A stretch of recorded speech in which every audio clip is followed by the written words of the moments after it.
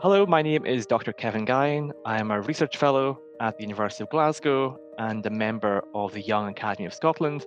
My research looks very broadly at questions of data and identity and what happens in the space where those two things intersect. Hello, my name is Maria Dornela. I am a professor at the University of St Andrews. I'm a former member of the Young Academy of Scotland and current fellow of the Royal Society of Edinburgh. My research is focused on diversity, but of organisms, not people.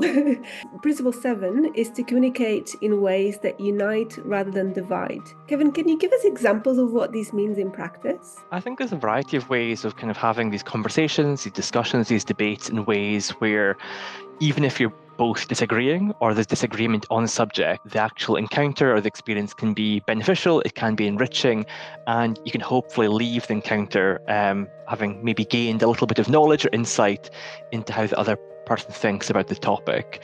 So I know that the principle speaks about kind of the language that you use in these conversations, so finding language and word choices and ways of communicating. Maybe it doesn't pick you in opposition, but kind of finds points of commonality, finds ways of communicating that doesn't, entrench positions or views and doesn't kind of lead to kind of increased antagonism between the two groups. Does this mean that we have to agree with everyone we debate with? Isn't that the problem with echo chambers? I definitely don't think it's a case that you have to agree with everyone or you have to have shared viewpoints. I also think it's really important to kind of make the point that you don't even have to debate or engage in conversations or discussions with people who you just don't want to kind of be involved in those conversations. I think how I understand the principle is it's even if you are in disagreement or there's opposing viewpoints, there is something that can be gained from those encounters. So it's this sense of enriching of kind of, even if you're kind of coming at it from different positions, maybe getting a sense of how that other person arrived at their viewpoint, or where there's points of similarity and points of difference, and maybe where those points of similarity can be enhanced or developed further. Going back to the idea of sort of diverging points of view, how do we balance trying to find consensus with also allowing dissenting voices? I think it's a really challenging, a really kind of thorny question. And I guess there are benefits to having those dissenting voices. I don't think we should be aiming for a situation where everyone agrees on everything or all conversations, discussions and debates are everyone is on the same page. I think that'd be really dull and really boring. So I think we do have to foster spaces and ways of communicating that do enable those points of divergence and difference to flourish and to kind of to develop. So I think what the principles help is how do we do that in ways that are beneficial for everyone involved. So people aren't entering these conversations kind of antagonistically or a sense of kind of personal animosity, but a sense of actually, even when there are diverging views, even when everyone is not in consensus, there are benefits that can come from that. Moving on to Principle 8, which is about addressing imbalances of power, knowledge, and accessibility. What does that entail? I think it's a really interesting subject, and it relates to some of my research on gender, sex and sexuality in Scotland, particularly the experiences of Scotland's LGBTQ communities, and how do they engage in discussions, debates, high-profile conversations about people's rights, people's lives and people's experiences. How can that be done in ways that are, as far as possible, equitable, as far as possible, engage people's different kind of power, different knowledge spaces and ways of accessing these conversations. At least having that kind of critical sense of what do I bring to this debate? What are the others who are involved in this debate or discussion? What do they bring to the conversation? And whether or not that's a level playing field.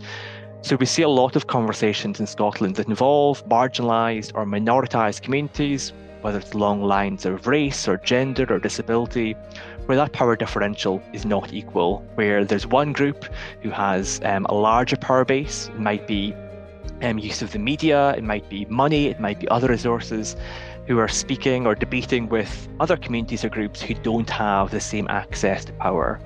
So I think it's something that's really central to all of the principles in the Charter. And for me, really underpins and underscores how we debate in ways that are meaningful, responsible, but are really pay attention to the different power at play in these conversations. Let's focus for a second on imbalances of knowledge, how imbalances of knowledge can affect people's opinions and whether everyone's opinion is equally valuable regardless of how informed they are. I think in my work, I try to think about expertise and what experience people bring to the discussion. So there's lots of ways that people can enrich the conversation, whether it's through learning about it or whether it's through lived experience or a combination of the two.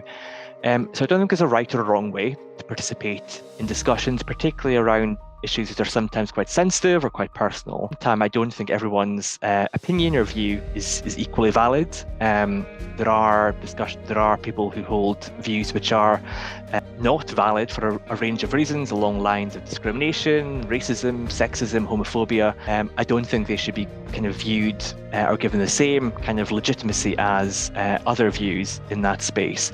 But how we kind of identify that line, that is often quite challenging. And I think that's where these principles might help people explore these issues in ways where people can acknowledge differential power imbalances, but also think through where the line is crossed, how we kind of establish what that line is and when not it's being crossed in terms of views that aren't acceptable in discussions, in debates and other forms of conversation. So how should our debating change depending on where we sit on the power balance? Yes, I'd probably throw back an alternative question, and it's a challenge of how do we know where we're placed on that power scale. I think it's really challenging to look at ourselves from outside ourselves, that kind of external view on what we bring to conversations, what we bring to debates and what we bring to discussions. I think that self-reflexiveness is really challenging. I don't think anybody can do it perfectly, but what I hope these principles help foster is just that critical sense of thinking, what do I bring to this conversation? Is it my place to speak? Am I speaking over people who maybe have more expertise or experience on the topic? When is it better for me to take a step back and actually to raise and elevate the voices of others and create spaces and forums where their voice can be heard?